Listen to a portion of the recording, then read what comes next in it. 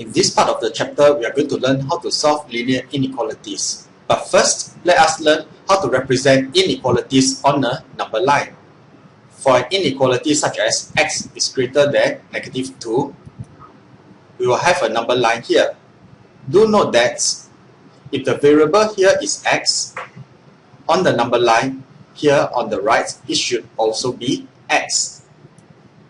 Since x is greater than -2, we will start off by a hollow circle here.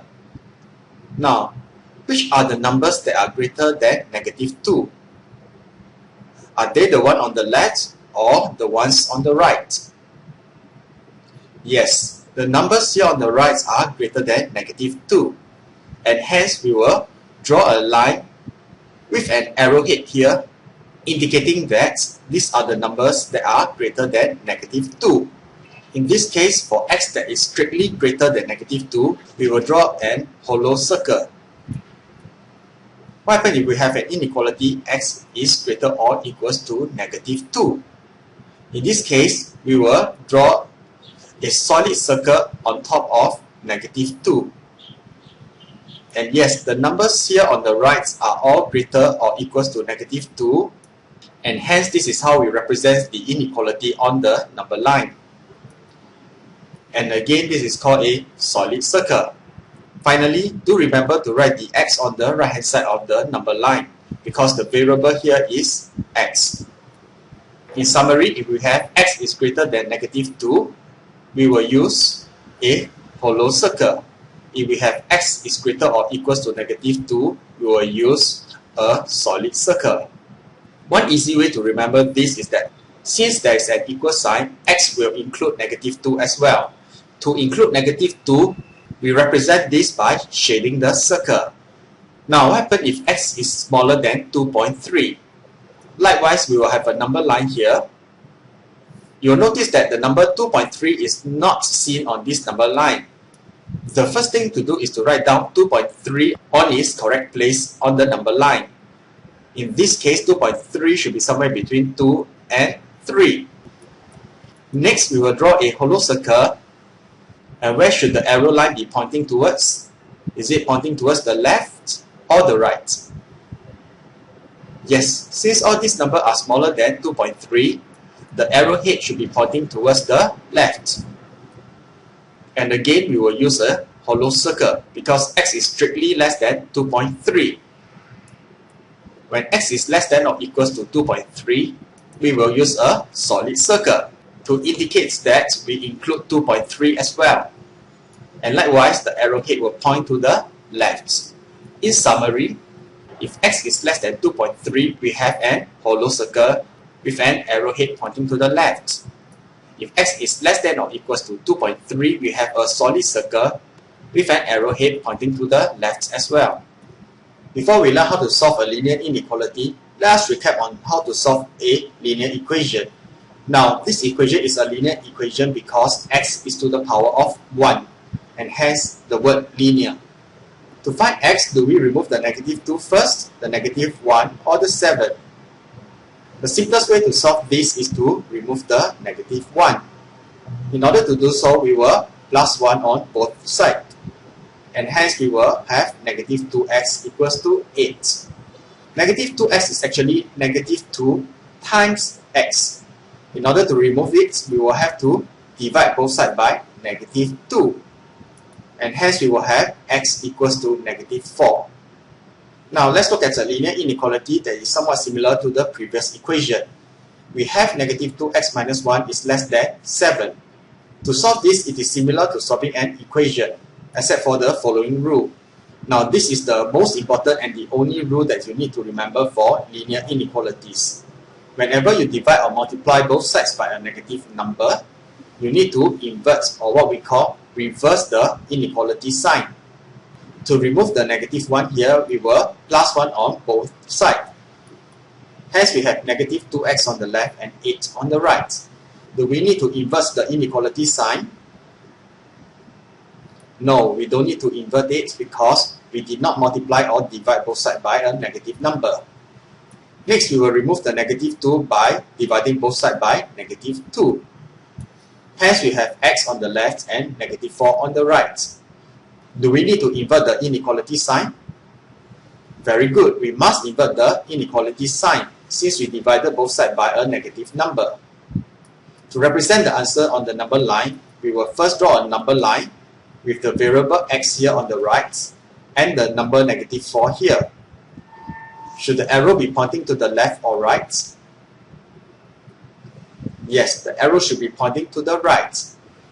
And should we use an hollow circle or a solid circle? We will use a hollow circle here with the arrow pointing to the right. Let's look at another example here. 4x plus 5 is greater or equals to 12. In order to solve these linear inequalities, we will first remove the 5. To do so, we will subtract 5 on both sides. Hence, we have 4x on the left and 7 on the right. Do we need to invert the inequality sign? Since we did not multiply or divide both sides by a negative number here, we will keep the same inequality sign. Next, we will divide by 4 on both sides of the inequality. Do we need to change the inequality sign? You are right, we do not need to change because we did not multiply or divide both sides by a negative number. How do we represent this on the number line? Similarly, we will first draw a number line with the variable x here on the right. And we will write down the number 7 over 4 here. And since the numbers are greater or equals to 7 over 4, we will have a solid circle with an arrow pointing to the right. To help you understand this better, we will look at yet another example. X minus 1 over 4 is less than x minus 2 over 3. Do you remember how to solve this type of equation? Since it's a single fraction on the left and a single fraction on the right, what must you do? Yes, you can cross multiply, just like an equation. On the left hand side, we have 3 bracket x minus 1, and on the right hand side, we have 4 bracket x minus 2. Do we need to invert the inequality sign? No, we did not multiply by any negative numbers in this case, and hence we will retain the inequality sign. Next, we will expand the left hand side and the right hand side. Now, do we need to invert the inequality sign?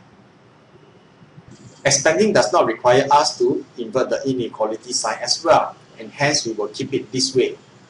To solve this inequality, we need to add 3 on both sides. Hence, we have 3x on the left and 4x minus 5 on the right. Do we need to invert the inequality sign? No, we do not need to do so. And hence we have 3x is less than 4x minus 5. Next, we will remove the 4x here so that we have x on one side and the number on the other side. To do so, we will minus 4x on both sides. On the left hand side, we will have negative x, and on the right hand side, we will have negative 5. Do we need to invert the inequality sign? No, we don't. In the previous step, we used subtraction. We did not multiply or divide both sides by a negative number.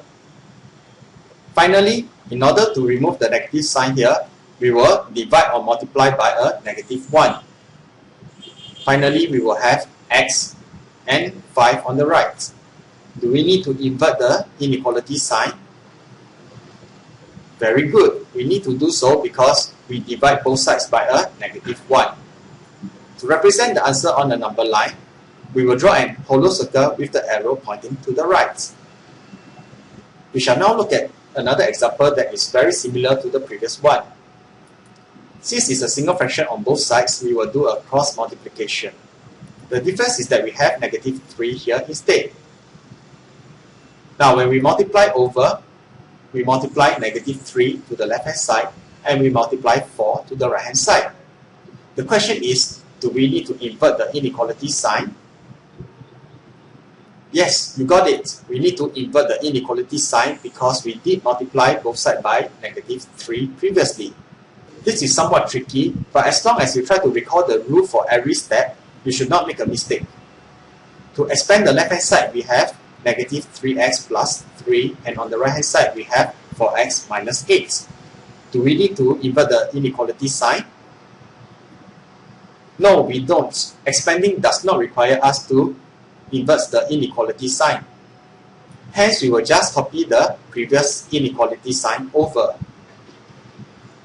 Now, let us try to remove the 3 here by subtracting 3 on both sides.